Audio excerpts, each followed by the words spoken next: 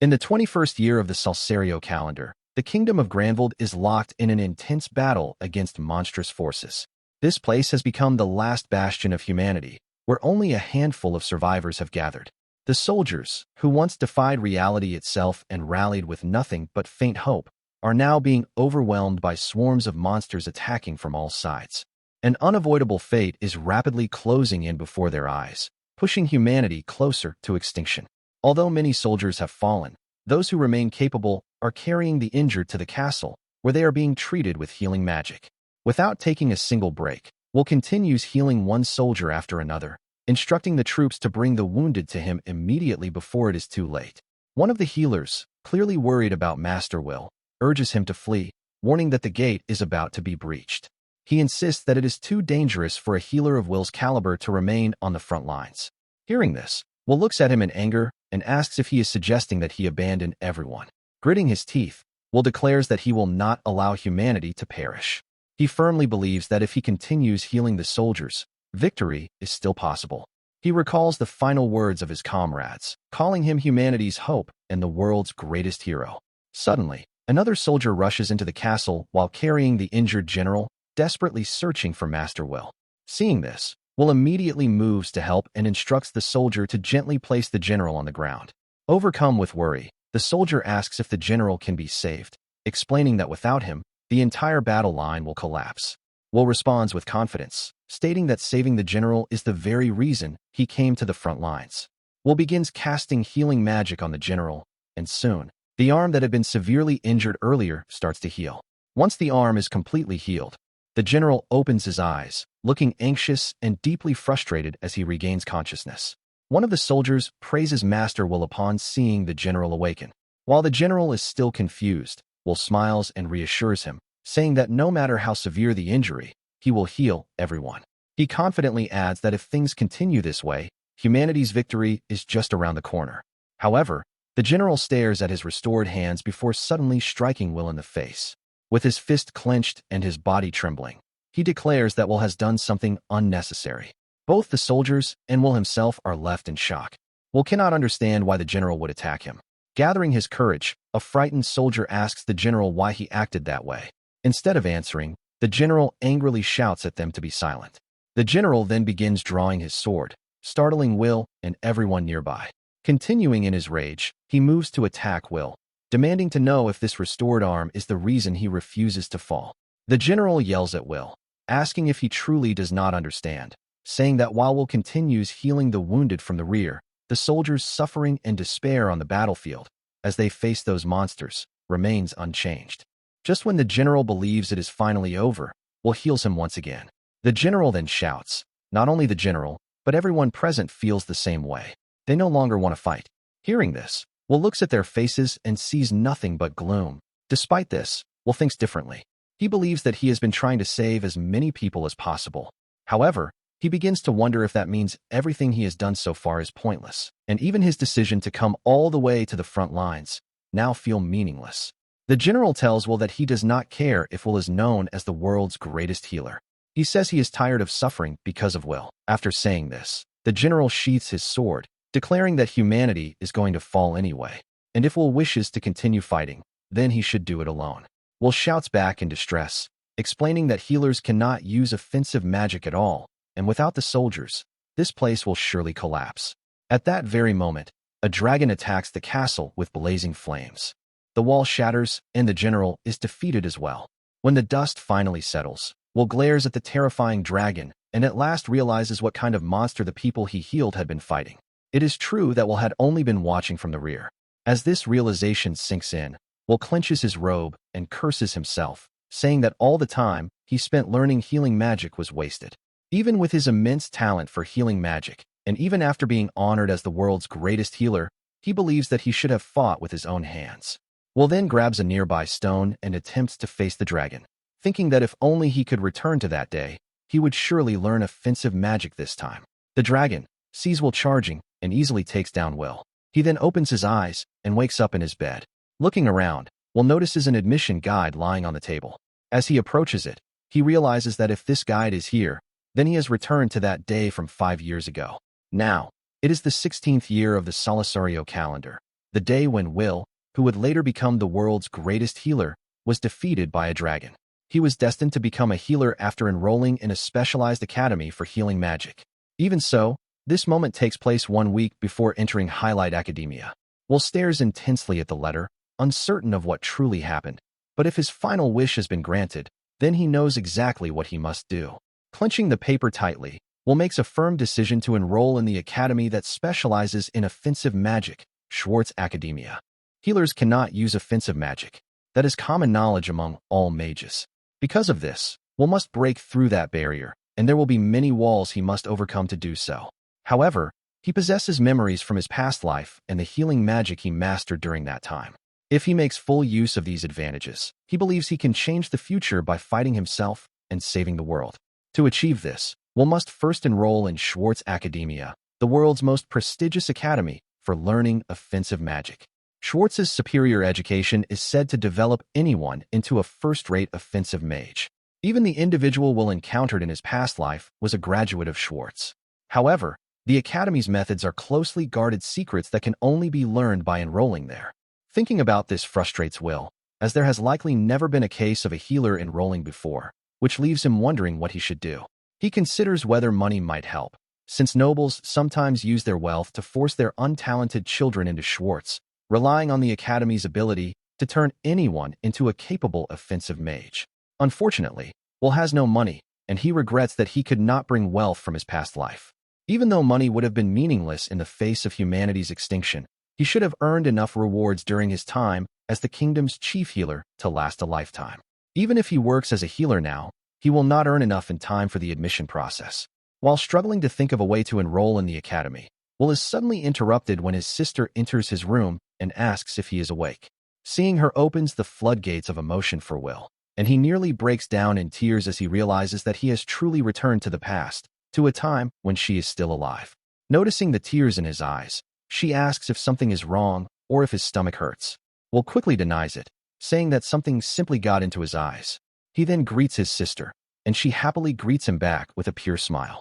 Will continues to stare at his sister, confusing her, as he thinks to himself that in this life, he must prevent the tragedy that will one day befall her using his healing magic. This time, he can save the people he failed to save before. That thought sparks an idea in his mind, and Will suddenly smiles, thanking his sister for unknowingly giving him inspiration. Now confident, Will believes he has found a way to make it work. His sister becomes even more confused and asks what is going on. Without explaining, Will tells her that he is heading out and promises to explain everything when he returns. She responds by telling him to make sure he is home before dinner. The Magic Academy Alliance is an organization that oversees all magic academies in the kingdom and makes decisions regarding magical education. At this time, the chairman of the alliance is also serving as the headmaster of Schwartz Academia. However, at a certain point, the chairman stopped appearing at the alliance altogether, and the reason for this was his granddaughter. Inside the chairman's mansion, he is seen visiting his granddaughter. Chairman Alnaram Goldgrand is deeply worried about Marie. He apologizes to her, explaining that today's healer was once again not skilled enough, but he promises that he will find someone capable of curing her illness.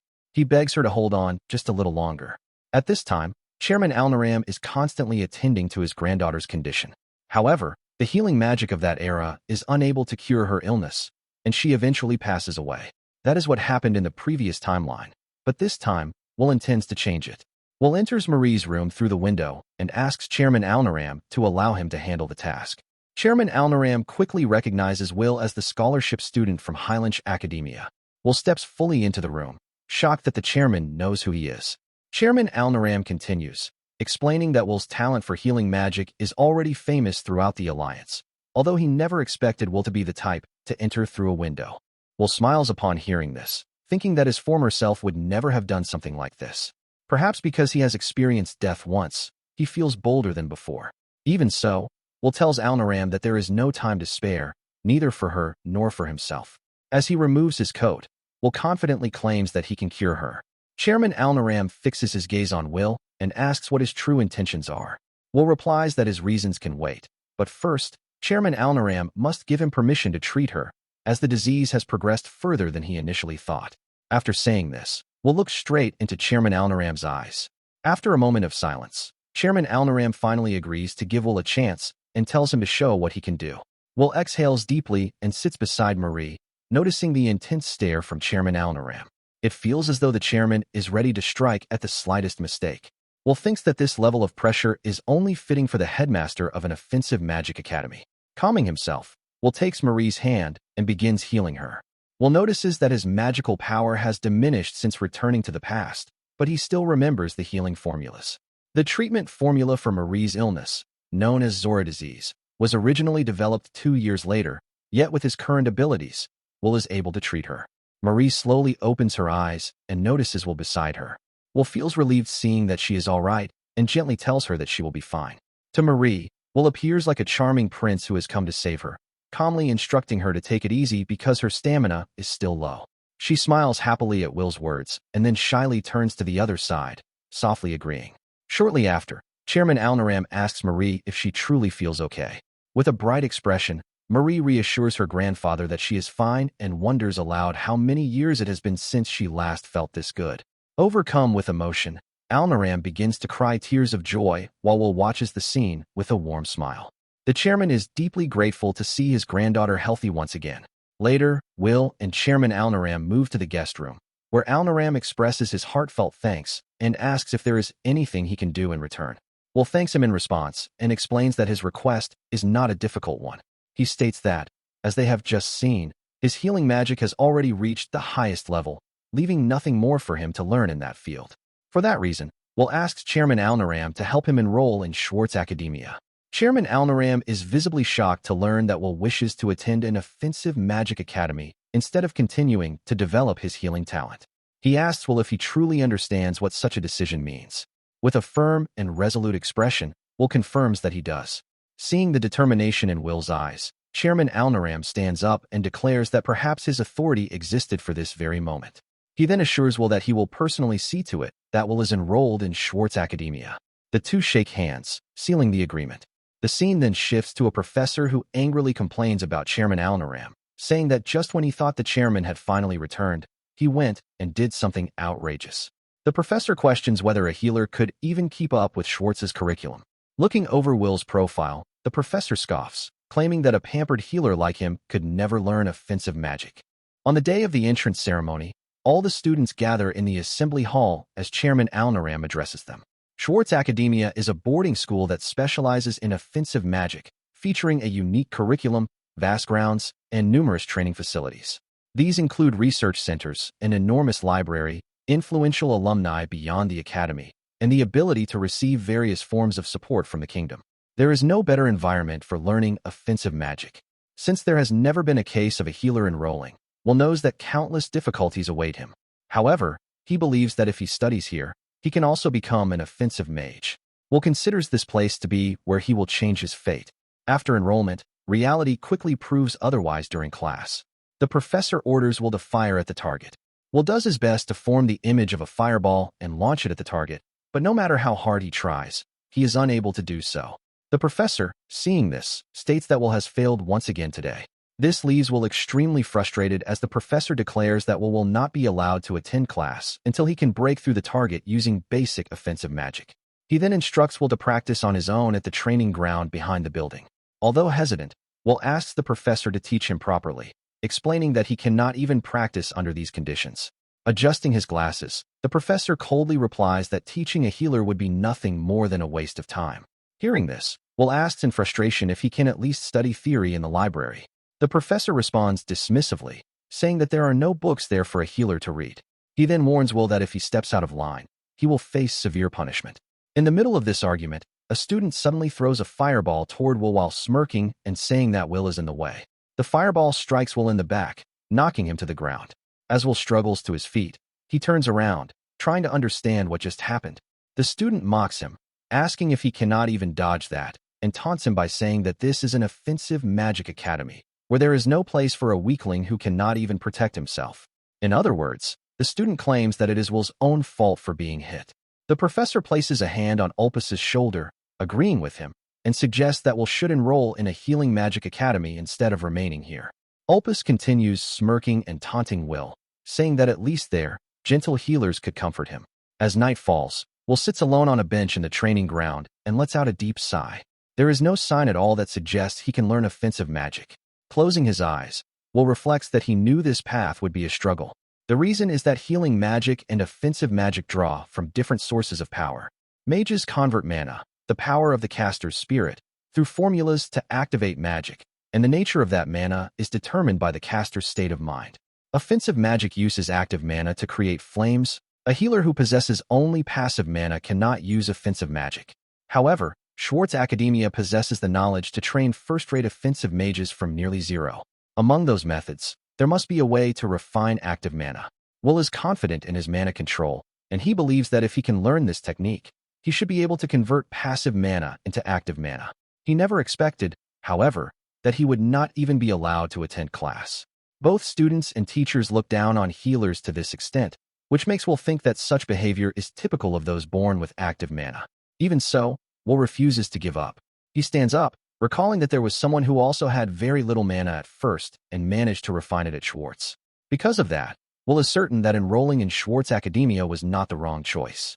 Still, he knows that continuing blindly will not help, and he has not even been granted access to the library. He considers the possibility of sneaking in. Just as he is thinking this, someone calls out to him, asking what he is doing at such a late hour. Will turns around and immediately apologizes, but he is shocked when the person steps into the light. It is none other than Veronica. In his past life, Will fought alongside Veronica on the battlefield. She was a first-class offensive mage who eventually lost her life in his presence. Seeing her again in this life fills Will with nostalgia. While he is lost in thought, Veronica draws her sword and points it at Will, leaving him stunned and confused about why she would do so. She explains that there is a suspicious student wandering around, so it is only natural for her to be cautious. She asks whether Will is causing trouble in the middle of the night or training seriously for his future. Hearing her words, Will realizes that she is nothing like the bullies he encountered earlier, and he knows he must not provoke her. He quickly assures her that he is simply training. Hearing this, Veronica sheaths her sword, allowing Will to let out a sigh of relief. Will then asks if she is Veronica. She confirms it but questions why he is addressing his teacher so casually. Will is shocked by this revelation, as in his past life, she was not much older than him. Seeing his reaction, Veronica explains that she skipped several grades and became a teacher as soon as this academic year began. Knowing her exceptional talent, Will understands how this is possible, and more importantly, he realizes that this may be his opportunity to finally receive proper instruction in offensive magic. Standing there, Will tells Professor Veronica that he wants to attend her classes and asks what he needs to do in order to do so. She apologizes and explains that she has not been assigned to teach any classes yet. Because she frequently skipped grades herself, she never truly attended regular classes. She further reveals that this year she is working as an assistant instructor, mainly handling student questions. The administration believed that students would find it easier to consult someone closer to their own age. However, she admits that, for some reason, no one ever comes to her with questions. She says this with an innocent expression, which makes Will smile awkwardly. He thinks to himself that everyone is probably intimidated by someone who draws her sword so quickly. Still, this only makes the situation a greater opportunity for Will, as it means he can freely ask Professor Veronica for guidance. Smiling, Will asks if it is all right for him to ask questions. She agrees, saying that it is part of her job. Will decides to be direct and asks what Professor Veronica believes a healer must do in order to master offensive magic. Hearing this, she reveals that she had already sensed something unusual about his mana flow and now realizes that Will is the new student everyone has been talking about. Will asks if she already knew about him, and she responds that a healer attempting to learn offensive magic is extremely rare, and she has never heard of such a case before. Will explains that he has heard Schwartz possesses a method capable of refining active mana from almost nothing. If such a method exists, he believes he should be able to handle active mana as well. She confirms that such a method does exist, and adds that she can teach it herself. This makes Will extremely happy, and he is about to ask her to train him when she continues, saying that even so, it would still be impossible for Will to use offensive magic. Confused, Will asks her to explain. She tells him that he already possesses an overwhelming amount of passive mana.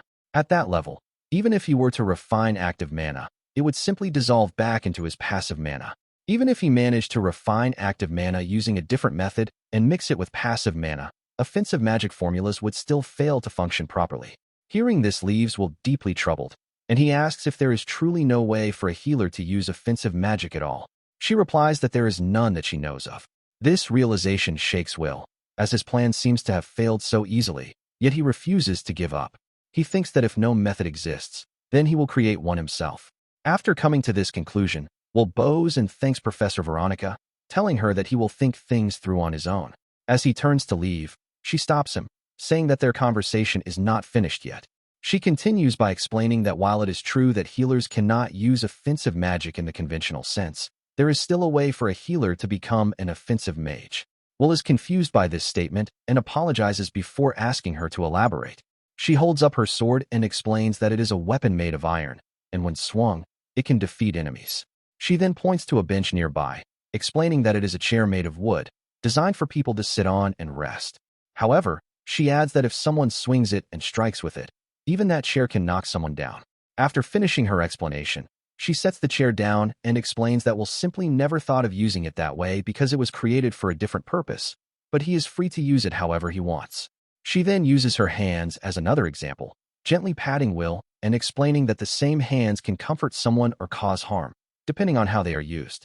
She apologizes, asking if she hit him too hard, and Will stammers before confirming that he is fine. She explains that the core issue is how something is used, and that anything can become a weapon depending on the intent behind it. This realization opens a flood of ideas in Will's mind, and he asks if that means he can use healing magic offensively. Professor Veronica smiles and nods in agreement. Standing there, Will wonders why he never considered this possibility before she mentioned it. Veronica explains that this is the nature of the mind and the difference in innate mana. That is why offensive mages rarely take interest in healing magic, and healers rarely pursue offensive magic. However, she adds that she believes Will is different. The fact that he deliberately enrolled in an offensive magic academy sets him apart. In fact, she can sense that Will's mana is not that of a pure healer. Will looks at his hand, wondering about Professor Veronica's words. He realizes that he had never noticed it himself, but he believes the reason may be his regression. Professor Veronica then points her sword toward Will and instructs him that he must recognize the aggressive passion within himself. If he is able to do that, she says, then his healing magic will surely shatter his enemies. The next day, Will stands in the training ground alongside the other students, still thinking about what Professor Veronica told him the day before. Her examples were unusual, but they felt like scales falling from his eyes. This makes Will wonder why Professor Veronica never showed any aversion toward healers. He finds it strange that she has a theory connecting healing magic with offensive magic. While Will remains lost in thought, the professor calls out to him, addressing him as healer instead of using his name. The professor announces that today's class will consist of one-on-one mock battles, and since there is an odd number of students, Will be participating as well. He adds that Will's inability to use offensive magic is his own problem, and no matter how one-sided the match becomes, Will brought it upon himself. The professor then smirks and reveals that he has already decided Will's opponent, announcing that he will be facing Ulpus. Hearing this, Will realizes it is an obvious setup and glares at Ulpus Omen, a student from a famous noble family who is always surrounded by followers. From what Will has observed in class, Ulpus is genuinely skilled in offensive magic and is not merely relying on his family name. Ulpus begins taunting Will. He mocks Will by saying that after he beats him badly, Will can run to his mother for comfort. Ulpus laughs loudly, claiming that Will's personality makes him easy to provoke. In his past life, Will might not have cared much, but now, he admits that it truly angers him. Will also wants to test Professor Veronica's theory from the previous day, so he decides that perhaps he should fight back, at least a little. With that in mind, Will raises his hand to say something, but the professor immediately states that he will not accept a forfeit. Will laughs and responds that there is no chance he will forfeit, but that he has a proposal instead. Will explains that he understands he has no talent for offensive magic and admits that the professor is right in saying that continuing like this is a waste of time. Therefore, if Will loses this match, he will withdraw from Schwartz Academia. The professor smiles, calling it a wise decision. Will then continues, saying that in exchange, if he wins, he wants permission to attend regular classes. This proposal enrages the professor, who tells Will not to be so presumptuous. Ulpus laughs loudly and agrees to the terms, mocking Will for clinging to an impossible fantasy while facing a superior opponent. Ulpus believes that the frail boy needs such delusions and adds that it would not be fun for him if there were nothing to crush. Adjusting his glasses, the professor declares that further discussion is pointless and that hypothetical arguments are a waste of time. He agrees to Will's conditions and orders both students to take their positions. As the professor signals the start of the match, Ulpus immediately begins casting magic, forming countless blades in the air. He tells Will to behold his knife creation magic and mockingly declares his intent to defeat Will, whom he calls a dropout incapable of using even basic offensive magic. Opus launches his attack, and in response, Will focuses on his healing magic and skillfully dodges every strike, shocking Opus. Will continues activating his healing magic, whose true essence lies in life manipulation. He manipulates a target's life functions to enhance natural recovery, but healing is not the only application of this ability. By converting it into an offensive form, Will can achieve physical enhancement. With this technique, Will effortlessly evades the incoming knives and even grabs one of them to deflect the others. Spinning the blade in his hand, Will takes a stance and calmly declares that he is going to borrow a knife. The students in the classroom are confused when they see Will fighting using what appears to be offensive magic, even though he is a healer. They believe that Will should only be capable of using healing magic. Hearing their murmurs, Will realizes that what he is using is not offensive magic at all, but healing magic applied in a different way. He also notices that no one is able to tell the difference. Opus clicks his tongue when he sees Will acting so confidently and increases the number of knives, claiming that he had been holding back until now. He then launches the knives toward Will, insisting that there is no way an offensive mage could lose to a healer. Once again, Will dodges and counters the attacks with ease, standing firmly in place. This only makes Opus more aggressive and frustrated, prompting him to activate another application of his unique magic, allowing him not only to increase the number of blades, but also their size. Opus creates a single massive knife, twice his own size. Seeing this, Will acknowledges that Opus is truly strong and has a deep understanding of his unique magic. After forming the massive blade, Opus adds rotation to it and charges toward Will. To everyone's shock, Will blocks the attack using only the small knife he is holding. Opus is left stunned and enraged. Consumed by fury, Opus attempts to charge again. Will considers whether he should strengthen his physical enhancement further, but even without increasing it, he successfully counters the massive blade. In the next moment, Will finds an opening and appears behind Opus, calmly stating that he will heal him properly and asking for forgiveness in advance for attacking. Opus is startled when he senses Will behind him. Just as Will is about to strike, the professor declares the match over and raises a large rock barrier between them. Even the professor appears surprised, stammering that there is another match scheduled and ordering both students to stand down. Will silently glares at Opus, while Opus lies on the ground, staring at Will in fear. Will then turns to the professor and asks if he is now permitted to attend regular classes. The professor clicks his tongue but has no choice but to agree. Will is overjoyed and thanks the professor before taking his leave. As he walks away, Will reflects on the sensation he felt during the fight. This is his own style of offensive combat, and it worked even better than he had imagined. He defeated a skilled offensive mage of his own age, all thanks to Professor Veronica.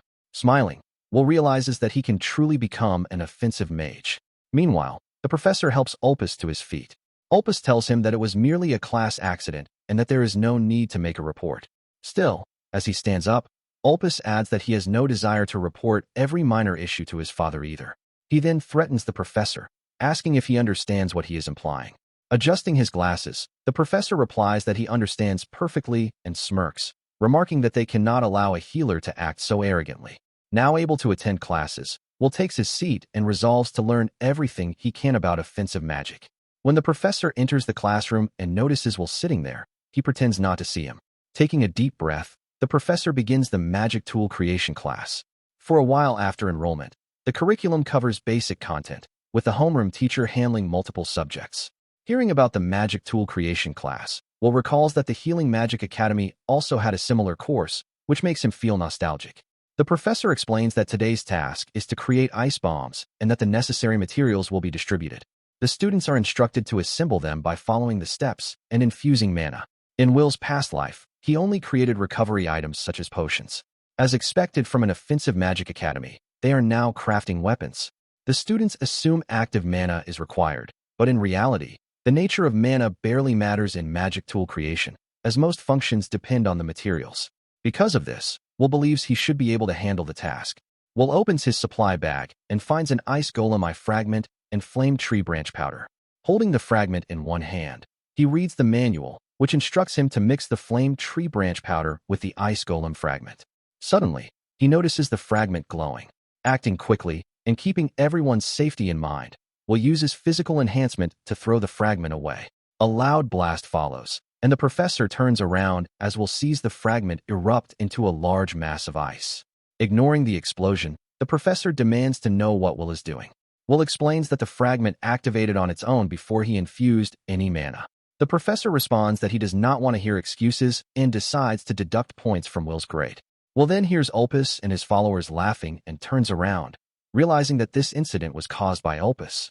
In the next class, which covers magical creatures, Will finds himself seated directly in front of a salamander, while the other students sit in the back rows. The reason for this is that the professor has forced students with poor grades to sit in the front and pay closer attention. Will notices how close he is to the salamander as it begins to shake before suddenly breathing flames. Will blocks the flames using a pot. The professor notices the pot and asks why Will is carrying it. Will replies that he thought it might be necessary. The professor sighs and confiscates the pot. This makes Will realize the reality of the situation. While he is technically allowed to attend classes, there is no intention of letting him participate properly. Staring up at the classroom ceiling, Will wonders what he should do next. Meanwhile, a red-haired girl in the classroom glares at Will. After that, Ulpus keeps bullying Will during class, always claiming that his hand slipped. The professor also deliberately calls on Will to answer questions he has not learned yet. Using this as an excuse, the professor deducts points from Will's grade, saying that falling behind is entirely his own fault. Even outside of class, when Will steps out of his room, he finds trash scattered in front of his door. The dorm supervisor later comes to confront Will after hearing rumors that Will misbehaved in class. As punishment, the supervisor decides that Will not receive dinner. Will tries to argue that it is unfair, but to no avail. Back in his room, Will lies on his bed and lets out a deep sigh, saying that everyone at the academy seems hostile toward him and that he still has a mountain of challenges ahead. Despite this, Will continues to make steady progress. After all, he fought with his own hands for the first time and won. Clenching his fist, Will believes that he can truly become an offensive mage. He then sits up, talking about the textbook he finally managed to obtain, deciding to review it for that day's lesson. The next day, Will finds himself alone in the classroom with the girl he saw earlier. Even though plenty of time has passed, the teacher has not arrived, despite the class already being scheduled to start. Only Will and the girl are present. Will looks at her and suspects that the classroom change was deliberately hidden from them. Realizing there is no point in waiting any longer, Will stands up. He approaches the girl and asks if the classroom might have been changed for the next class. She stammers at first but agrees, adding that since only Will, who is shunned by the teacher and the other students, is present, she had a feeling something like this had happened. With tears threatening to fall, she says that she guesses she has ended up on that side as well. Wearing a gloomy expression, she tells Will that they should get along since they are fellow loner outcasts. Will notices how negative she sounds, yet her words carry a sharp edge. Even so, he smiles warmly and tells her that he is happy to make a friend. He reaches out his hand to greet her. Finding his attitude refreshing, she accepts the handshake, and they greet each other properly. She then introduces herself as Erica Glenn. Hearing this, Will tells her that she is his first friend at the academy. Erica responds that it makes sense, considering Will has barely been attending classes and, on top of that, is a healer. She continues by saying that everyone believes healers are weak. Will is startled by her words, and Erica adds that even though she attends classes and is an offensive mage, she also has no friends. Will smiles awkwardly, realizing that aside from discrimination against healers, her personality also plays a role. It is common for offensive mages, who fight on the front lines and accumulate achievements, to look down on healers. In Will's past life, he was quickly recognized as the kingdom's healer, so he never experienced this kind of treatment. However, in an academy that specializes in offensive magic, that mindset is deeply ingrained. Studying here means he will have to fight against that discrimination as well. Erica then nervously asks Will why he chose to enroll at Schwartz Academy. Without hesitation, Will replies that after being a healer, he realized that it is not an excuse to give up. Erica does not fully understand what he means, so Will simply smiles and says that he has his own reasons. He then asks Erica why she decided to join an offensive magic academy. Hearing the question, Erica becomes nervous and reveals that she comes from a noble family in the provinces. However, no male heir was born, and her parents feared that the family line would end. Because of this, they believed that if she distinguished herself as an offensive mage, she could succeed as the female head of the family. Hearing her reason, Will understands that graduating from Schwartz Academy could make it possible. Erica agrees, but admits that she has almost no talent for offensive magic. Because of that, she has no friends, her classes are difficult, and overall, everything feels overwhelming for her. Despite this, She cheerfully tells Will that she did manage to make a friend. Smiling brightly, she says that if someone like Will, who is even more of a dropout than she is, can be here, then she will not feel so anxious even if her grades are a little poor. It is quite a thing to say with such a cheerful expression. Erica then tells Will to feel free to ask her anything if he does not understand something. Will thanks her, saying that he can tell she truly means well. Will begins walking, saying that things might not go the way she expects. Erica becomes very confused by his words and asks what he means by that. Ignoring the question for the moment, Will tells her that they should go and find the classroom where the lesson is actually being taught. Erica follows Will, and after walking for a while, they finally locate the correct classroom and open the door. Upon seeing Will and Erica, the professor tells them that they are late and that the class started a long time ago. Erica apologizes immediately, and Will also apologizes, explaining that he did not know the classroom had been changed. Meanwhile, Opus and the other students smile at them. Hearing their explanation, the professor says that no excuses will be accepted and then calls on Will to answer the problem written on the board. Erica is shocked by this and thinks it is unfair, since they just arrived and there is no way Will could know the answer, especially because he has barely attended any classes so far. Will looks at the question on the board and then walks up to write his answer. The professor adds that if Will answers correctly, his tardiness will be overlooked, but if he writes the wrong answer, points will be deducted from his grade. Opus smirks, saying that at this rate, Will fail in no time. Will picks up the chalk and begins writing his answer. Erica is surprised when she sees what he writes. Opus, though shocked, convinces himself that Will is simply guessing and that it will amount to nothing. Will finishes writing the answer completely and then smiles as he asks the professor to check it. Even the professor is taken aback upon seeing the solution, and despite his reluctance, he confirms that the answer is correct and tells Will to return to his seat. Opus is stunned by this outcome. Erica sits down beside Will as well, still wondering how he managed to solve the problem. After the class ends, Erica asks Will how he managed to solve the problem earlier. He replies that, while it looked complicated, it was simply an application of an example from the textbook, which he had studied ahead of time. Erica is shocked and exclaims, asking if he read the textbook all by himself. Will confirms that he did, revealing that he had only read it for the first time yesterday. He adds that Schwartz's textbook is truly worthy of the world's best offensive magic academy. It covers a broad range of knowledge efficiently, systematizing everything from basics to advanced applications. Anyone who masters it should easily surpass the level of a typical offensive mage. Of course, without magical aptitude, even reading it would be extremely difficult. Will reflects that his strong study habits and mindset from his past life helped him understand offensive magic quickly. He found learning it so enjoyable that he stayed up late, reading ahead. Sitting next to him, Erica begins shaking, visibly shocked at the difficulty of the content. She remarks that students are supposed to go through this material with the teacher. She looks scared and worried because she had thought Will was a dropout.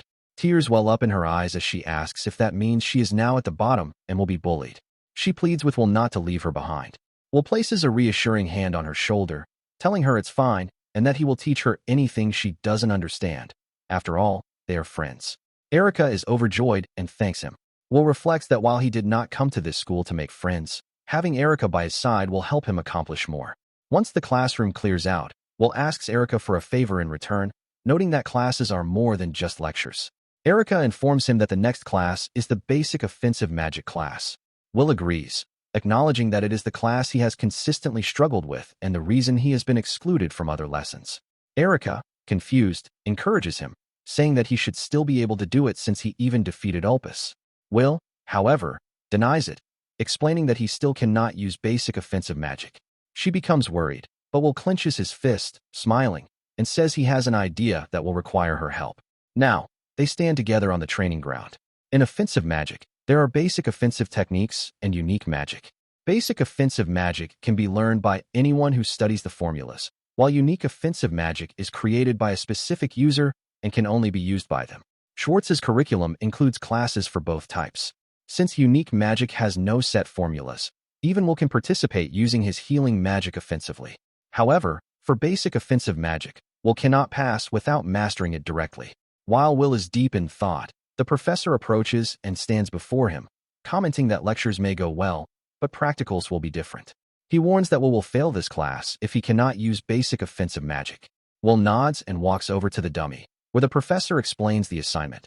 He must use the basic offensive magic fireball to create a fire sphere and hit the target. The professor emphasizes that this is the most basic of basics, and if Will cannot do it, he cannot advance or graduate. The professor recalls that Will used healing magic in the mock battle the other day. He has heard stories about how healing magic improves physical performance, but Will still cannot use basic offensive magic. The professor assumes that someone is incompetent, as Will should hurry up and leave the class. However, he is surprised when Will simply laughs, and even more shocked when he sees that Will has actually created a fireball. The professor shouts, demanding to know how Will can perform this magic. While all the students and teachers look on in shock, Will smiles to himself, thinking that none of them noticed what he truly did. Back in the class, Will had Erica create a fireball using basic offensive magic and infused it into the salamander's tail. Then Will held the tail in his fist, continuously healing it so it wouldn't burn up, all while keeping it hidden. Erica, confused, asked if it wouldn't hurt Will. He replied that he was a healer, so as long as he kept healing it, this was nothing. Erica wondered if it was truly possible even for a healer, and thought to herself just who Will really was. In fact, he was the former world's greatest healer. Now, on the training ground, right before releasing it, Will activated the tail's flame sac with more healing magic to make it appear as if the fireball was generated on the spot. Then he shot the fireball, hitting the dummy. Will turned to the professor, who appeared visibly shaken. The professor was certain that the fireball was indeed from basic offensive magic and began to wonder if Will had really become capable of using offensive magic. Despite his reluctance, the professor told Will to stand down, as he had passed the test. Will thanked him and began walking away. Meanwhile, the other students whispered among themselves. Erica remained in shock, and Ulpus looked like he was about to go berserk. Later, when class ended, Ulpus confronted the professor, demanding to know what had just happened. The professor replied that he wanted to know that as well, why Will had suddenly become able to use offensive magic. Ulpus shouted that he didn't care about the reason. To him, having Will, a healer who had defied him, in the same class was completely unbearable. Then he threatened the professor, saying that if he reported the incident to his father, he could even have the class disbanded.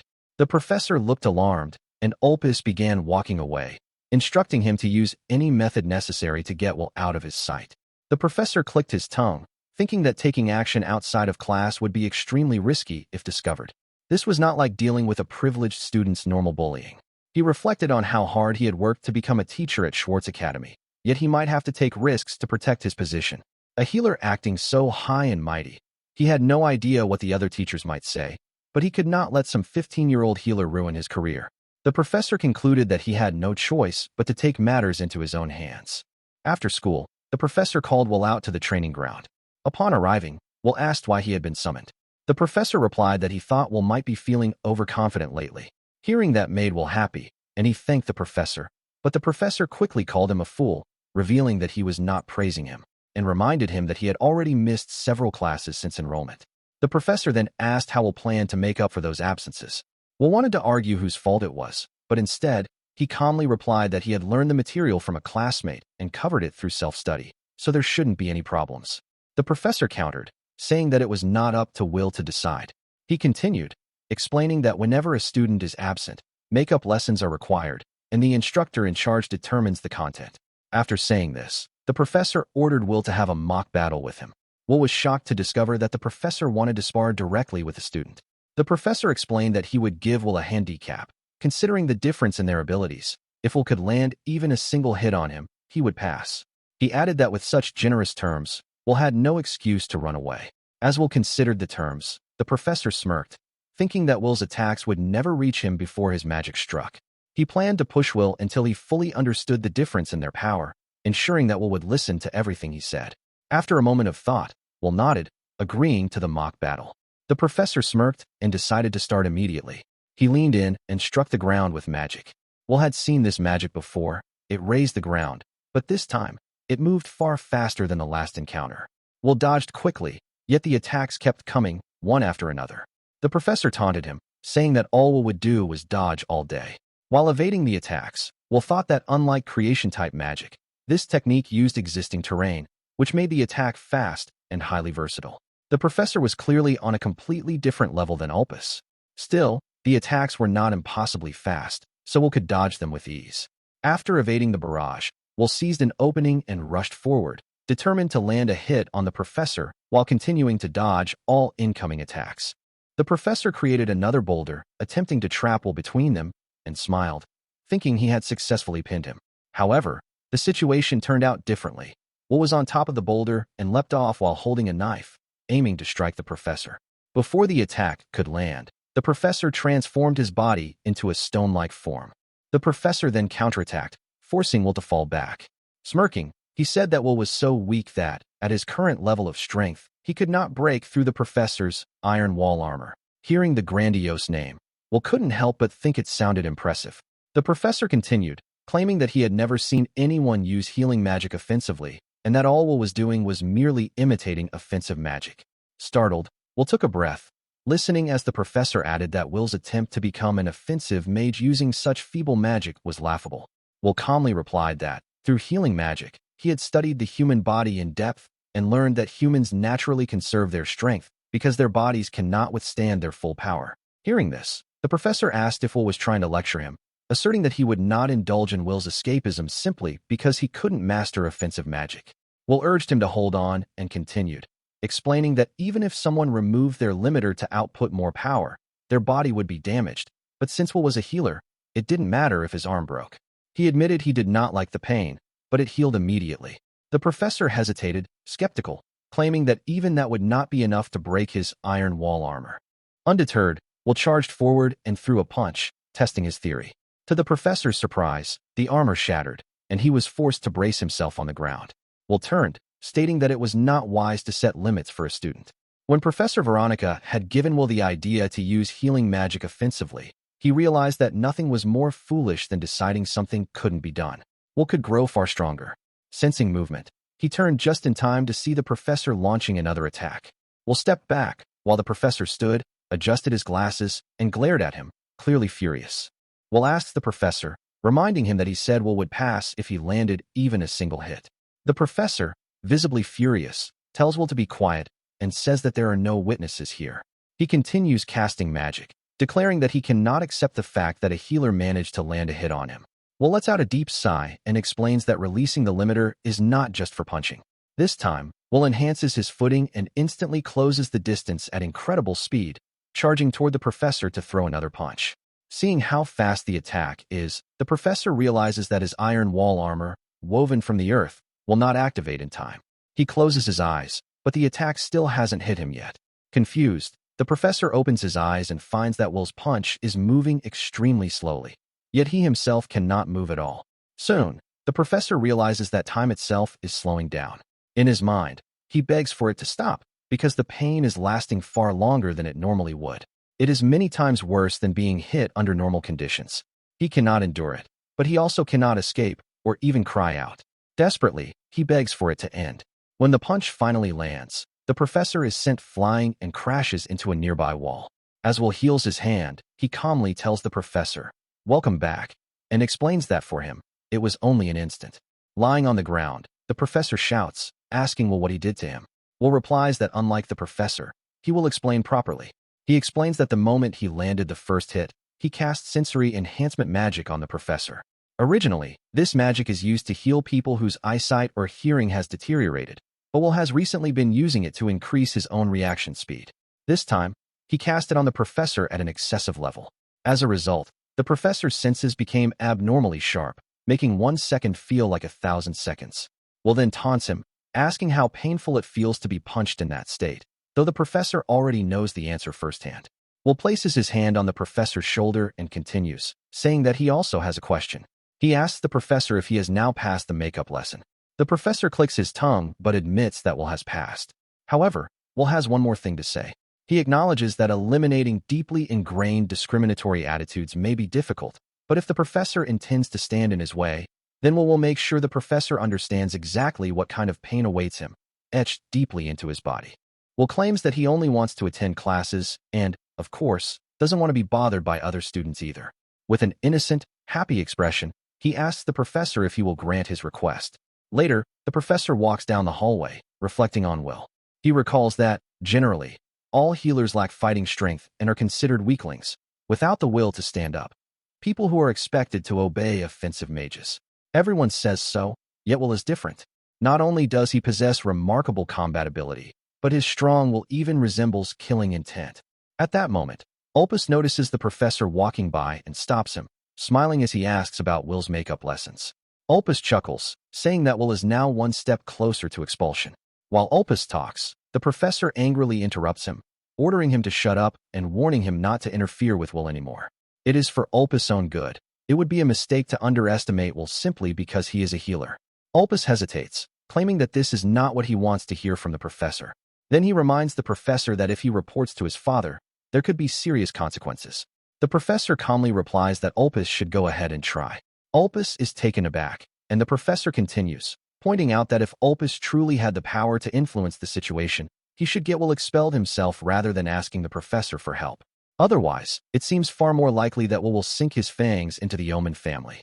After saying this, the professor leaves, while Opus punches the wall in frustration.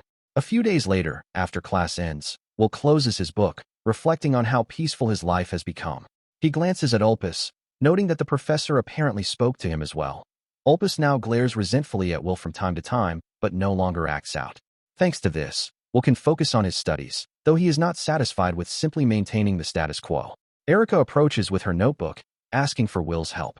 As he solves the problems with her, Will thinks about the future he must change, the future where humanity faces extinction.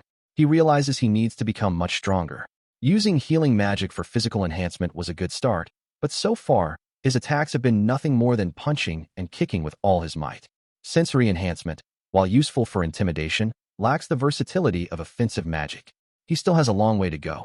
Determined, Will decides he needs to think of new ways to fight. He goes to Professor Veronica to share his ideas, eager to hear her opinion and guidance. Before giving her opinion, Veronica first wants to compliment Will's behavior, because he has become a topic of discussion among the teachers, which she believes is an achievement in itself. She says that for Will, a healer, to keep up with Schwartz's classes is something very impressive. She also informs him that most of the teachers do not look pleased about Will doing so well. This makes Will wonder if she is hiding the fact that she gave him advice. However, she is not actually hiding it, as she does not talk much with the other teachers, so there was no real opportunity for her to tell them. This makes Will realize that she is being isolated even among the teachers. Still, Will feels happy, since it is all thanks to her advice, and he does not want her position to get worse because of him. However, Veronica herself does not seem to care about that at all. Furthermore, Veronica reveals that she is actually the one who is grateful. This surprises Will, so she explains that a healer would never normally think to put that theory into practice, but since Will has done it, she is very curious about how a healer can fight. That is why she wants to know his current level, especially if he continues to want advice on how to get stronger. Will hesitates to face her directly, but she tells him that there are no timeouts on the battlefield and suddenly charges toward him. Will blocks the attack and continues blocking with all his strength. Even with magic used to increase his reaction speed, it is barely enough to keep up. Will recognizes that she is not only extremely fast, but that her movements are also refined enough to deliver continuous strikes without pause. On the other hand, Will is quickly getting exhausted. There is a limit to how much he can force himself to keep up just by enhancing his physical abilities. While defending, Will thinks of a strategy and looks for a moment when she might be off guard, then suddenly strikes with a speed he has not shown before. He takes that chance and attacks straight toward her. Despite the attack, which seems almost impossible to block, Veronica's light glows and she strikes directly into Will's attack, causing his dagger to split in half. She then withdraws her sword and calmly says that she is very surprised that he made her use her magic sword, even though her expression remains completely composed. She admits that she thought that even if Will tried to learn offensive magic, he would still be just an average healer, but instead, he has top-tier ability among offensive mages. Will thanks her, but he also says that being this strong is still not enough for him. Since Veronica really likes people with ambition, she asks if physical enhancement alone is not satisfying for him. Will agrees and talks about body limiters, explaining that even after removing them, what he can do is still limited. Veronica advises that a sword is not only for slashing, but can also be used for thrusting or even throwing, so there should still be other ways to use healing magic besides simple physical enhancement. However, despite thinking of many possibilities, Will is unable to come up with a clear answer. Veronica then tells Will that he might be lacking real combat experience, because ideas need actual experience to take shape. Knowledge is important, but ideas born from experience are what Will is truly seeking, just like what happened in the battle just now. Will then asks her if he should continue training with her, but Veronica informs him about the upcoming monster subjugation field training that will start soon. Hearing those words makes Will remember how, when the 3 academies, the Offensive Magic Academy Schwartz, the Healing Magic Academy Heilich Academia, and the Silbern Swordsmanship Academy joined together for monster subjugation training. Students from each academy formed parties and took on real subjugation requests. When Will was at Heilich in his previous life, he did not participate, but in this life, he plans to defeat monsters and change the future of extinction. This will also be his first monster subjugation in his new life. Veronica continues explaining that to participate, Will must have his abilities recognized through the Academy's selection exam. She also mentions that there is a student known as a prodigy among this year's first years, so she suggests that Will should aim for first place among his classmates in that exam. Will soon finds out that in this field training selection exam, candidates will fight each other, and about 100 people apply each year, while only a few who truly show their strength get selected. This makes Will think about Heilich, where there were so few applicants that almost anyone could participate if they wanted to. Because of that, this highly competitive and proactive nature must be part of Schwartz's style. Thinking about Heilich also makes him think about his mentor from there. Veronica then continues, revealing that the prodigy student is rumored to have already surpassed some teachers, so for Will to take first place will not be easy at all. Of course, that prodigy student is already stronger than Will's homeroom teacher. Will also finds out that Veronica has not met that student, because she believes another professor is already looking after him, so the student does not come to her with questions. However, Will does not think that is the only reason, since other students also do not come to her either. Veronica then confirms that she will help Will with his training, which makes him extremely happy and even more motivated. Before he realizes it, the day of the selection exam arrives in the blink of an eye. After preparing as much as possible, Will is walking through the hallway when Headmaster Alnaram notices him and calls out to him. Headmaster Alnaram asks about Will's well-being and also apologizes for not being able to properly look after him until now. He knows that it is very difficult for Will to settle down in the Offensive Magic Academy, but Will assures him that he is completely fine now and even reveals that he is aiming for first place in the selection exam as well. Headmaster Alnaram is pleased to hear that, but another professor arrives and comments against Will's resolve. This teacher is the training supervisor, Bode, and he believes Will is acting arrogantly, so he wants to teach him a lesson. It turns out that Will had met this person in his past life, when he was known as Bode the Purple Lightning, an offensive mage who achieved heroic feats during the Great War. Will personally does not have any good memories of him. Professor Bode grabs Will by the collar, claiming that combat is a world of talent, and that training and effort are only built on top of that. So being a healer means Will has no chance of winning. Will simply stares at him and does not say a word, so Headmaster Alnaram intervenes and tells Bode that they should wait for the selection exam results, since there is no point in arguing right now. However, Bode insists that this is his way of educating students, and then he smirks as he introduces his own student, Sirius, who will be facing Will. He is the opponent that Will must defeat in order to reach first place. Headmaster Alnaram instructs them not to stand around and to move along, since it is time for the selection exam to begin. All the students who are there to spectate take their seats in the Coliseum, while the participants stand on the ground below. Will also finds out that Erica is participating, because if she does not, her parents will cut off her allowance. Ulpus is participating too, but for now he remains more of a background character. Headmaster Alnaram gives a polite opening speech and then explains the preliminary round they are about to hold. After a set amount of time, those still standing will advance to the main event.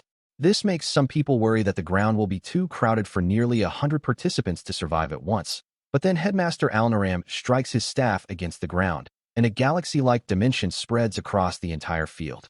In the next moment, the participants find themselves inside a vast forest.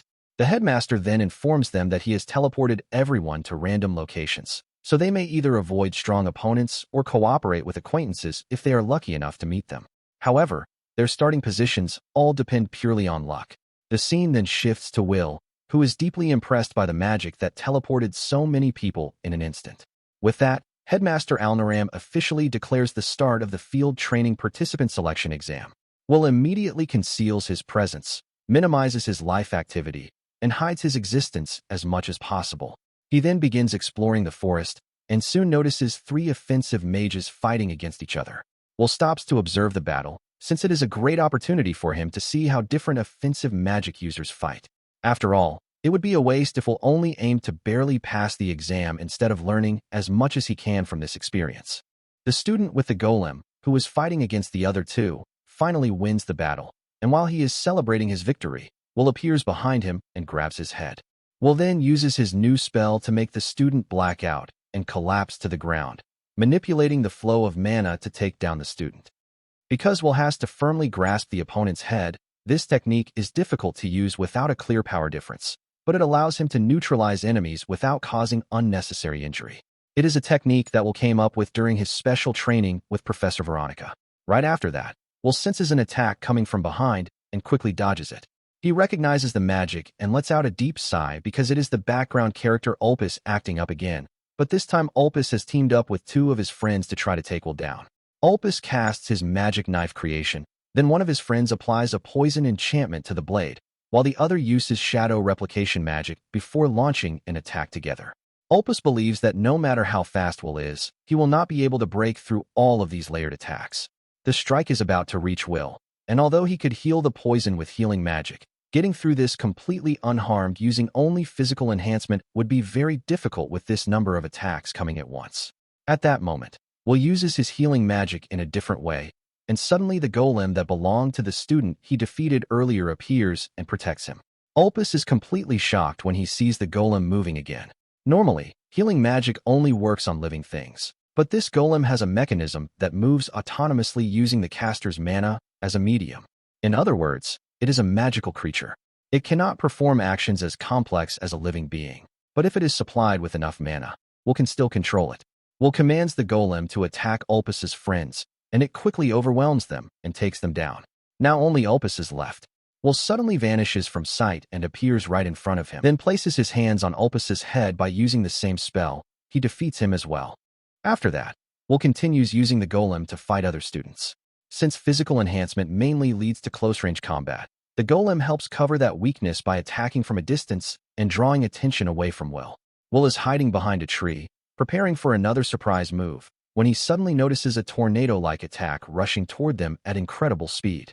Will reacts instantly and dodges it, but the students who were fighting the golem cannot dodge or even react in time, and they get defeated along with the golem. Will quickly realizes that this powerful attack came from none other than the prodigy student, Sirius. Seeing those abilities makes Will acknowledge his strength and understand that defeating him will not be easy at all. Will decides to test something, but before he can act, Headmaster Alnaram orders all the students to stop, announcing that the preliminary round is over. Only 4 students are still standing, and they all pass the preliminaries. Headmaster Alnaram then announces that the main event will take place tomorrow in the arena, so everyone must rest and recover until then. He activates teleportation magic, and just before being teleported away, Will notices the look in Sirius's eyes, which shows that he also cannot wait for tomorrow. Later, Will is in his room, writing and thinking about what he should do until the main event. The scene then shifts to Ulpus's friends, who are arguing with him about Will. They point out that Will healed them after defeating them, but Ulpus's pride cannot accept that. According to the teachings of the Omen family, being shown mercy by a healer is something absolutely unacceptable. Ulpus is also worried about what his father will say if he finds out about this incident. His friends have had enough of the situation, so they decide to give up and leave Ulpus behind, because they do not want to get hurt again.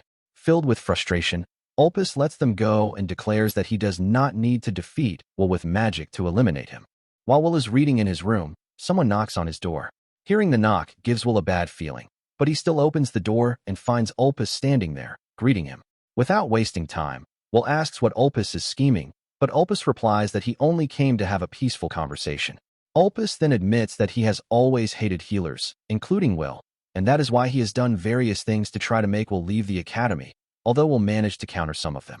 Ulpus then smirks and says that he should have just said it directly instead of going about it in such a roundabout way, and he orders Will to leave the academy. Ignoring that demand, Will asks why Ulpus antagonizes him so much, and Ulpus responds that he does not need a reason to look down on healers. In the Omen family, anyone born as a healer is sent to a remote branch family. Even Ulpus's older brother is treated that way, living as a weak and helpless person who keeps smiling even when mocked. To Ulpus, a pathetic healer and a proud offensive mage are completely different kinds of people. Will understands that this way of thinking comes from the deep-rooted teachings of a prestigious noble family. Ulpus once again tells Will to leave, insisting that Schwartz is not a place for healers. Will asks if Ulpus really thinks he will leave quietly. Ulpus then smirks and starts talking about Will's family, whom Will cares deeply about. Ulpus reveals that he had servants investigate Will and learned that Will grew up with only his sister in a remote village and that they share a very strong bond. Ulpus threatens that if he gives his servants instructions, Will already knows what could happen. This makes Will so angry that he grabs Ulpus by the neck and throws him to the ground, then grips his arm and applies pressure. In pain, Ulpus begs Will to stop, saying that his arm will break. But Will tells him that he has already made up his mind and then injure Ulpus's arm. Ulpus threatens to report the injury to the academy facilities and have Will expelled, but hearing that, Will heals Ulpus's arm, which completely shocks him. Ulpus asks what Will is planning, but Will injure his arm again, heals it again, and then injure it once more while Ulpus begs him to stop. Will does not stop, because targeting him is one thing, but threatening his sister is something he cannot remain silent about. Will demands that Ulpus swear from the bottom of his heart that he will never do this again, and to ensure that, Will must break his spirit. Ulpus becomes truly terrified of Will. He swears that he will never get involved with Will again, because if he does, he believes he will suffer far worse consequences.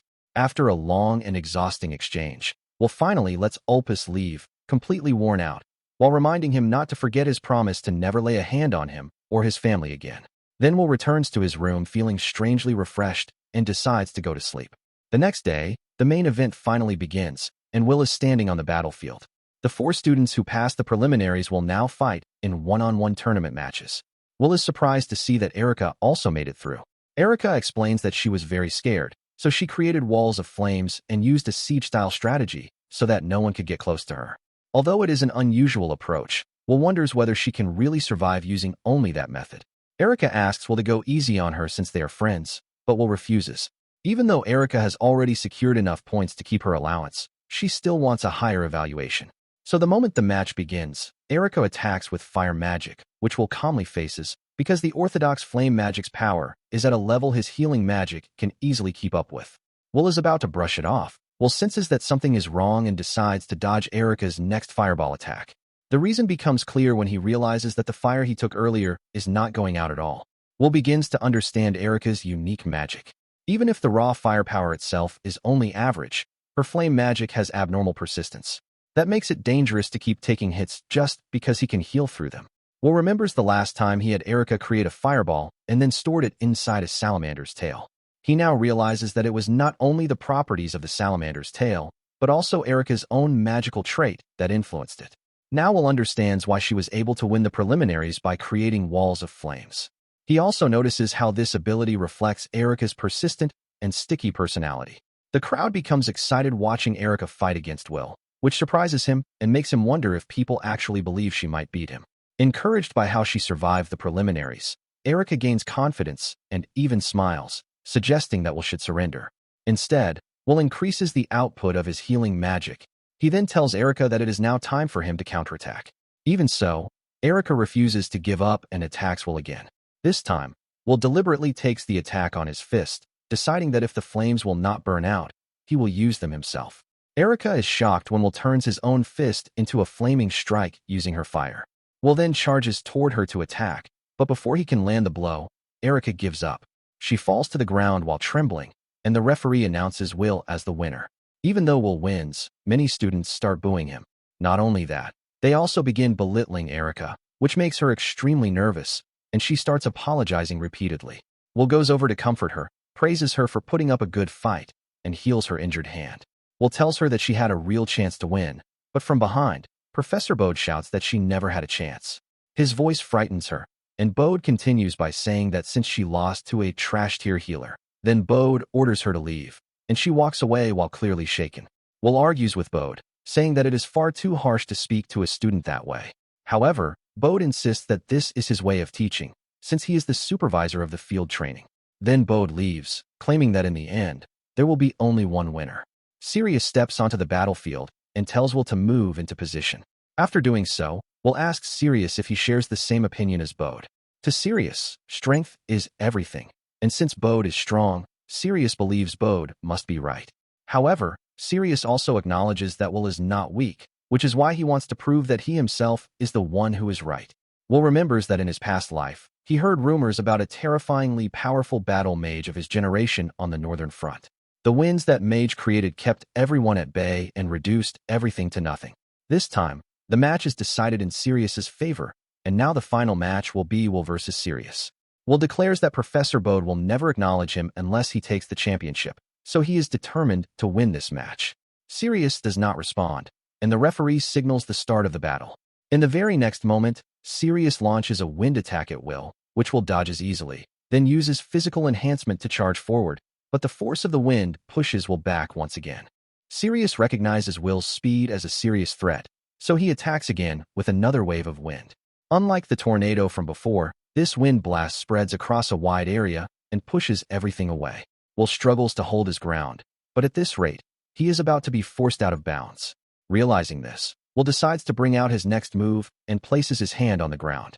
Suddenly, a tree sprouts from the spot, and within just a few seconds, the small sapling rapidly grows into a massive tree. Erica is shocked by the sight and wonders if this is also healing magic, realizing that Will has grown stronger once again. During his training with Professor Veronica, Will had shown her this new skill to ask for her opinion. Will explained that he infused mana into a plant to make it grow at an extreme rate. While studying in the library, he learned about offensive magic that manipulates plants and thought he might be able to replicate it in his own way. With this method, Will believed he could adapt his tactics depending on the type of plant manipulation used against him. However, while explaining this, he nearly collapsed, and Veronica quickly grabbed him and asked if he was all right. Will then realized that he had run out of mana. This reaction was exactly what Veronica had expected. She explained that it is generally easier to destroy than to heal, and that healing magic consumes far more mana than offensive magic. Because of that, trying to reproduce offensive techniques using healing magic would always be inefficient in terms of mana cost. Will understood that he would need to be very careful when using this technique. And now, in this match, it is finally time to put it to use. Will knows that he does not have natural talent for offensive magic, but he is determined to prove that he can overcome that disadvantage. Seeing the giant tree, Sirius launches another attack at Will. Will manages to dodge, but the tree is sliced cleanly in half, which surprises him. Sirius can use powerful gales that sweep across wide areas, and sharp wind blades capable of cutting through even solid trees. He also controls the space around him so that anyone who gets close is immediately caught in a storm of wind, all within the range of his vision. Will judges Sirius's magic to be extremely powerful and seemingly without openings. Sirius truly deserves to be called a top candidate, but Will decides that he will still find a way to grow stronger even against this level of power. Will charges towards Sirius, and Sirius responds by raising a defensive wind that throws Will back. Instead of panicking, Will smiles. In the next moment, a branch from the tree suddenly strikes at Sirius, injuring his shoulder. Will realizes that Sirius's tornado cannot protect him from attacks coming from below. Will's plant had already spread underground, growing wherever it wanted. Technically, these are called rhizomes, not ordinary roots. Holding his injured shoulder, Sirius glances toward Professor Bode, who is sitting beside Veronica. This makes Will ask if Sirius really cares that much about Bode, even though their personalities seem completely different. For Sirius, however, strength is everything, and Bode is both strong and someone who teaches him. Will questions this mindset, and Sirius explains that in his prestigious noble family, magical strength decides everything. Age and gender do not matter at all. Whoever is the strongest at any given time becomes the head of the family. Because of that, everyone becomes an enemy in the succession struggle. Even Sirius's own father refuses to teach him magic. That is why Sirius believes that following his professor is the fastest way for him to become stronger. After revealing this, Sirius decides to unleash his full power so that Will can feel the same pressure he has endured. His tornado takes the form of a massive wind dragon. Somewhere deep in his heart, Will realizes that he has started enjoying watching and fighting against powerful battle mages. He knows that fighting without offensive talent means he has to put in even more effort, but that is exactly the point. Just because someone has talent does not automatically make them superior. Pedigree, talent, and past achievements are all equal once a battle begins. That is precisely why Will wants to defeat Sirius here and now. Sirius hears Will's words and takes them as a direct declaration of challenge. Will becomes serious and uses his special seed to grow a tree far larger than before, known as Yggdrasil. Normally, this plant would take an extremely long time to reach such a size. Forcing it to grow at this speed drains far more mana than ordinary plants, but the more mana Will pours into it, the more it continues to grow. Sirius's wind dragon crashes into the massive tree and breaks through it, but the battle is not over yet. Even as it is being taken down, the tree continues to expand and begins falling towards Sirius. This plant has especially high vitality, allowing it to grow into a giant form from just a single branch. Sirius's defense will not activate in time, since all of his power is currently focused on maintaining the wind dragon. Sirius crashes into the tree, falls to the ground, and finally admits defeat. The referee then announces Will as the winner. After hearing the result, all the students begin whispering among themselves about Will, a healer who actually managed to defeat Sirius in a one-on-one match. As Will reaches out to help Sirius up, he sincerely compliments his skills. But for Sirius, those words are not enough. This reaction confuses Will, because from his point of view, it was a fair and respectable fight. Suddenly, Bode strikes Sirius with his purple lightning and shouts that he is disappointed.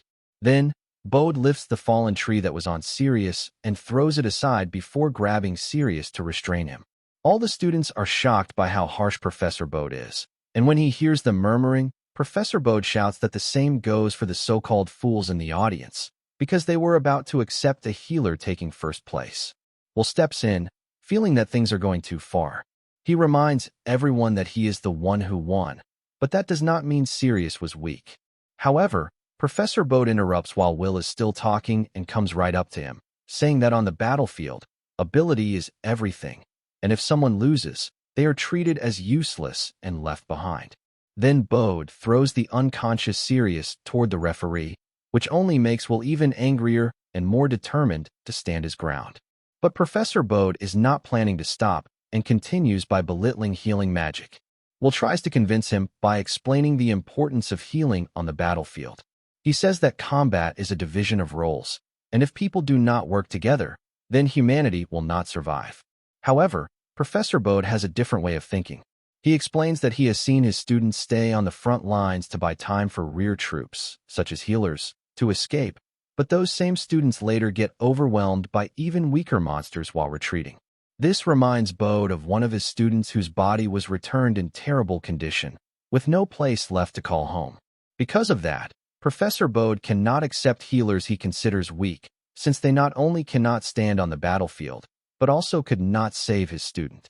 Losing his patience, Bode charges forward and tries to strike Will. Professor Bode does have a point. If people are weak, then in the end, they cannot protect anything. But a time is coming when monsters will become even more dangerous. When that happens, those who are strong cannot afford to think only of themselves. Will believes that people like him, who started with nothing, need to become strong as well. That is why Will asks if Bode will acknowledge him if he manages to defeat him. Bode smirks and orders the referee to take Sirius away and clear the field, then declares that the next match will begin. The referee hesitates at this decision, but Bode uses his authority as a supervisor, leaving the referee with no choice but to announce the special match with Will. As the referee officially begins the match, Bode releases his purple lightning and declares that he will prove just how low-level he believes Will truly is. Will's remaining magic is running low, and he is now facing the strongest opponent he has encountered so far. This is not a fight that Will can win through normal means, so he knows he has to rely on strategy.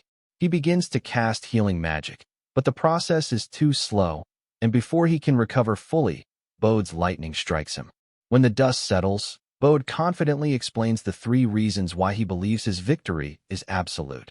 First, maintaining the right distance to suppress the opponent. Second, overwhelming speed that prevents the enemy from reacting. And third, enough power to finish the fight in a single strike. While Bode is proudly explaining his methods, the dust finally clears, and he realizes that Will is still standing. In fact, Will already knew that Bode possessed unique lightning-based magic, so in order to reduce the damage, he had to avoid letting the attack pass directly through his vital organs.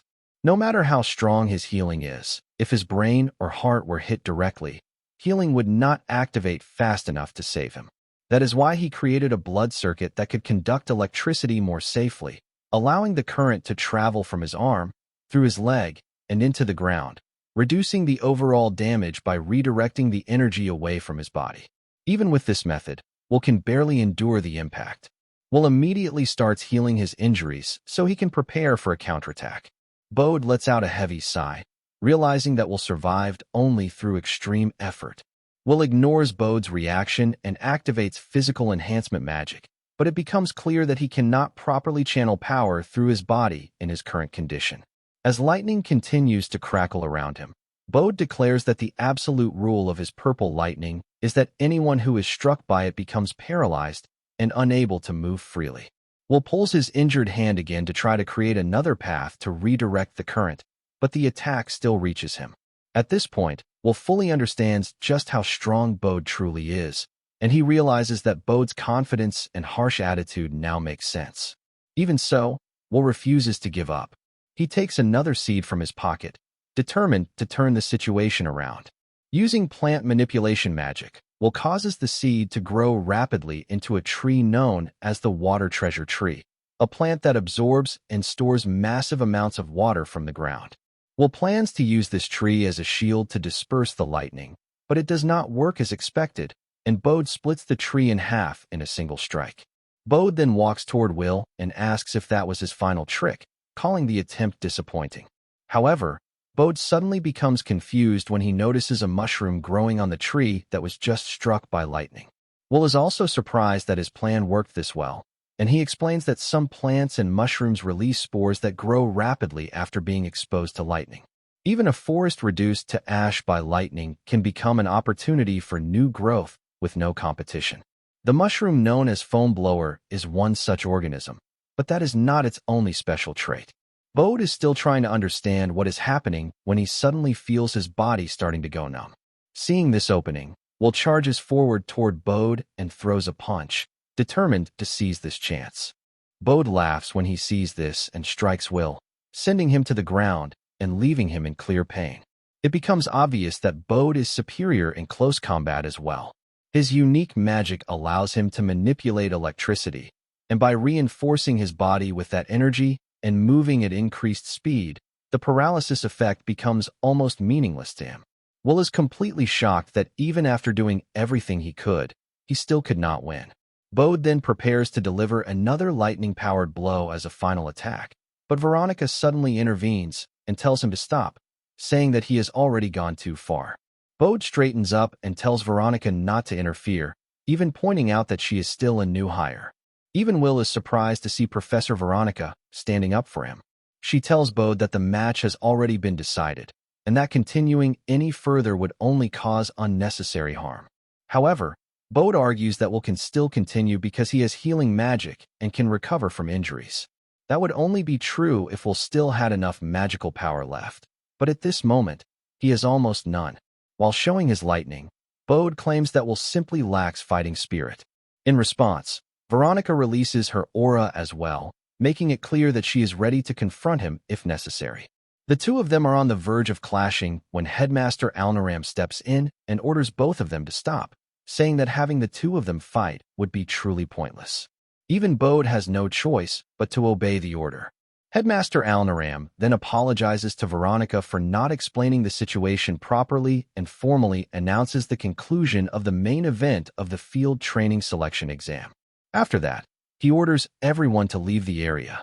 Once things settle down, Will uses what little strength he has left to heal his wounds, but in his heart, he still refuses to accept defeat, even though the gap between him and Bode is clearly huge. Will is about to faint from exhaustion, but Veronica catches him and praises his efforts, telling him not to push himself any further. Will understands what she is saying, but for him, that reassurance alone is not enough. That night passes, and the next day, Will walks through the hallway while thinking about the abilities of first-class offensive mages. It is not just their raw power that is overwhelming, but also their level of tactical refinement, which is on a completely different level. Even so, despite having warriors like that, humanity still perished in the future he remembers. That is exactly why Will believes he must become stronger. Will then arrives at the library, where he finds Headmaster Alnaram waiting. Alnaram notices that Will's injuries have already healed and says that participating in the upcoming field training should not be a problem. Will is shocked to hear that he is allowed to participate, but Headmaster Alnaram confirms that he can, since he is officially the winner of the main event. Besides Will, Sirius and Erica have also passed. Will becomes confused, because Professor Bode had said that everyone failed and that Will did not truly win either. Headmaster Alnaram explains that Bode says the same thing every year in order to stir up the students' sense of urgency and draw out their true potential. But in the end, he still properly selects and passes several candidates. Field training does involve real danger, after all, and that is simply Bode's strict way of being a teacher. To Will, this explanation makes sense, because in the past, Bode continued to fight on the front lines for humanity's sake and was undoubtedly one of the heroes who tried to protect the world. Will may not agree with all of Bode's words and actions, but he understands that Bode acts according to his own strong sense of pride and responsibility.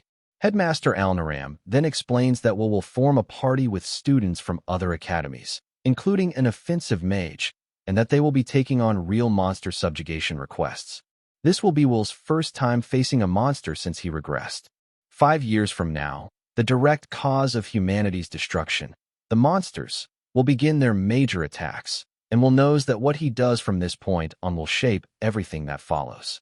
Originally, the term monster referred to any creature that possessed magical power. Not all monsters were hostile toward humanity. While they sometimes attacked people, that behavior was usually driven by survival instincts and remained within the boundaries of natural competition. If their ecology was properly understood, monsters could be seen as neighbors, and in some cases, they could even be utilized. However, in about 2 years from now, the world will change when the red moon appears. All monsters exposed to the red moon's light become extremely aggressive. After that, monsters begin forming groups across different species and start attacking humans without restraint, not for survival, but simply to destroy.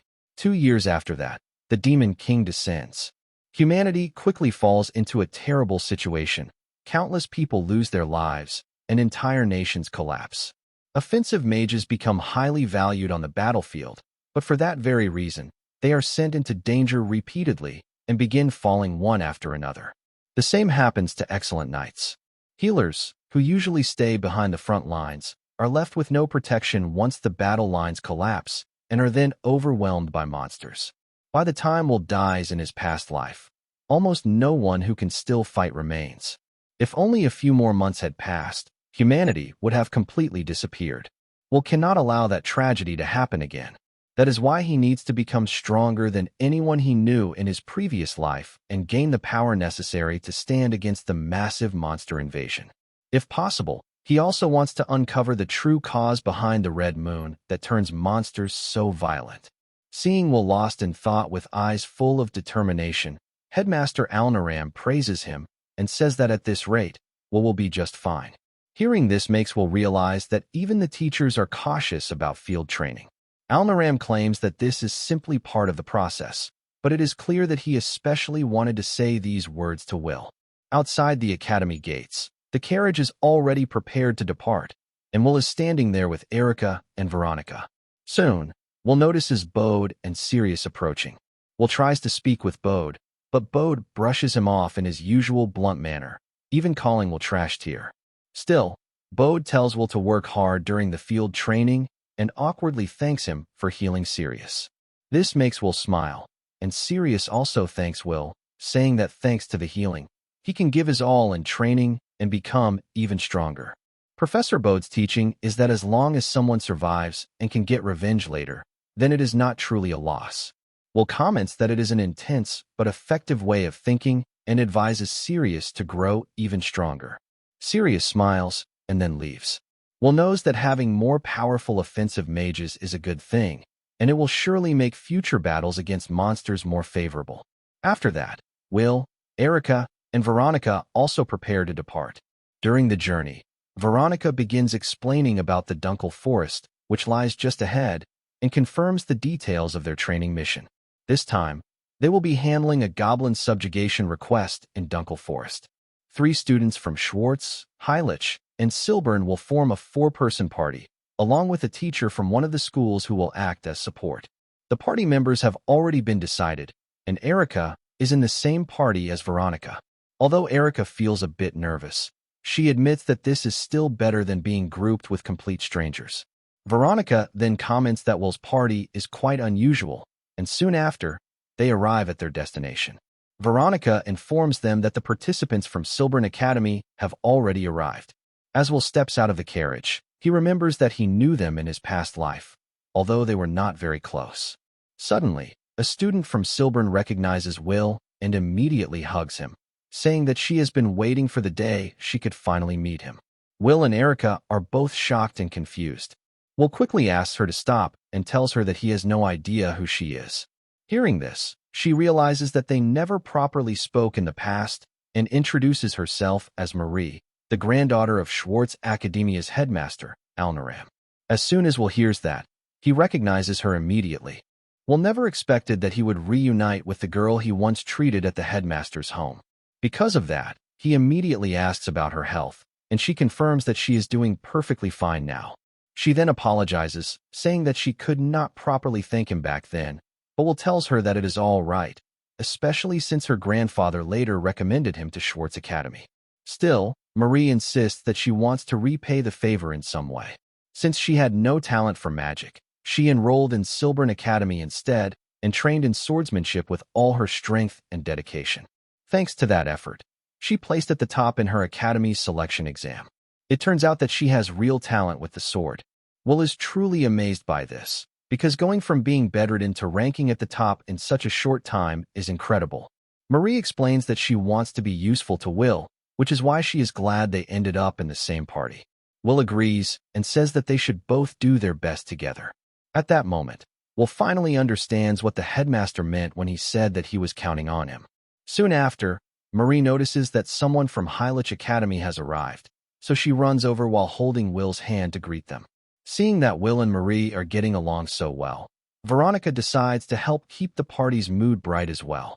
After they reach the carriage, Marie starts looking around for their remaining party members.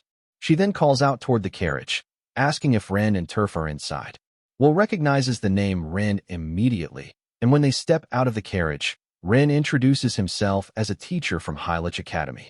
Will becomes very happy when he sees him and explains that Ren was his healing magic mentor in his past life and the best healer he has ever known. Because of that, Will is extremely excited to now be in the same party as his former mentor. Turf also steps out of the carriage, and when Marie introduces herself, Turf becomes shy and embarrassed. However, when he notices that Marie is still holding Will's hand, his expression quickly changes and his attitude toward Will becomes much colder. Even so, the group decides to begin the mission. Ren tells them that they can act however they want while he simply observes from the side.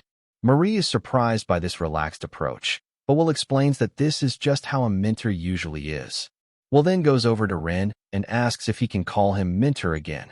Ren asks for the reason, so Will explains that he can now use healing magic as well, but he currently does not have a proper healing magic teacher. Because of that, he hopes to learn from Ren. Ren is surprised to hear this, but then he remembers hearing something about it before. He agrees and allows Will to call him mentor again. Since Will is calling him that, Marie also decides to call him teacher. Seeing this, Erica comments that they already seem like close friends, and Veronica adds that they cannot fall behind either. For this subjugation mission, each party is assigned a specific area. They will use a nearby cabin as their base of operations. The goblin territory lies a bit deeper in the forest, so Will, Marie, and their mentor decide to head out right away. Normally, in real combat situations, healers do not go to the front lines and instead wait at the base. That is why Will did not participate directly in his past life. While moving through the forest, Marie asks why Ren is going to the front even though he is a healer. Ren replies that he is technically acting as a supervisor, but he also says that they can move freely, since he does not like being overly strict or formal. When they finally reach the goblin's hideout, Marie decides to take the lead. She draws her sword and rushes forward, swinging her blade with confidence and skill as she defeats the goblins one after another. In just a few minutes, she manages to take down all of them, which leaves Will completely surprised by how strong she has become.